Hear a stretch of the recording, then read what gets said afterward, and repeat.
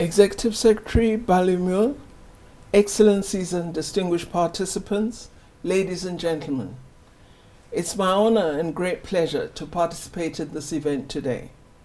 The 12th anniversary of the entry into force of the African Nuclear Weapon Free Zone, also known as the Treaty of Pelindaba, is a momentous occasion and a reflection of Africa's commitment to a nuclear weapon-free world. In this regard, I'd like to express my gratitude to all our fellow African countries that have signed and ratified the Pelindaba Treaty, and to urge all of us who have not yet done so to ratify the treaty without delay.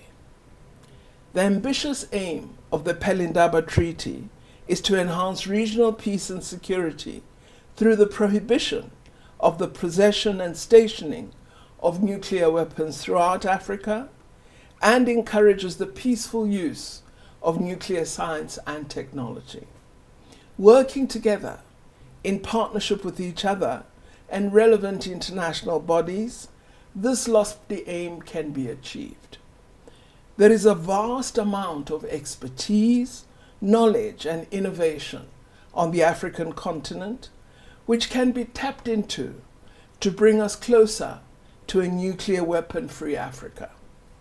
However, we must also be cognizant that 57 years after the adoption of the Declaration on the Denuclearization of Africa at the 1964 summit of the Organization of African Unity, and 12 years after the entry into force of the Pelindaba Treaty, there remain reservations or unilateral interpretations by some nuclear weapon states who are in de facto control of territory within the African nuclear weapon-free zone, thus negatively affecting this noble status.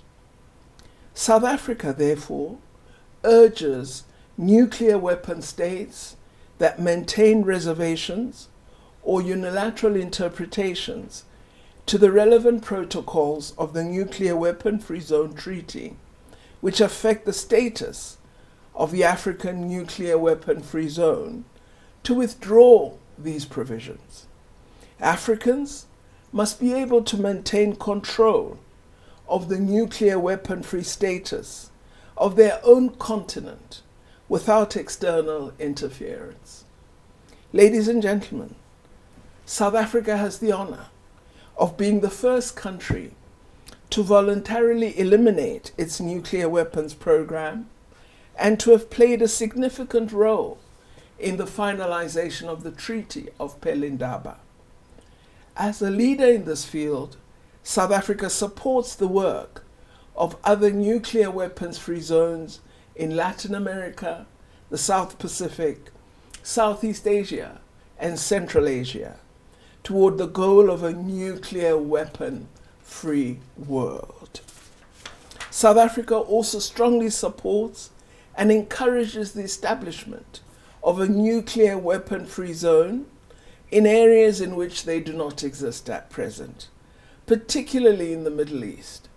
In this regard, I would like to reiterate South Africa's position on the establishment of a Middle East zone free from all weapons of mass destruction, as well as the implementation of the 1995 Nuclear Non-Proliferation Treaty Resolution on the Middle East, which is an integral element of the package of decisions that led to the indefinite extension of the treaty in 1995.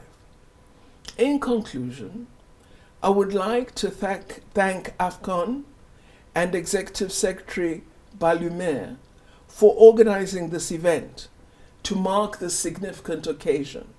And I'd like to emphasize South Africa's full support and commitment to the important work of AFCON towards a world free of nuclear weapons and weapons of mass destruction.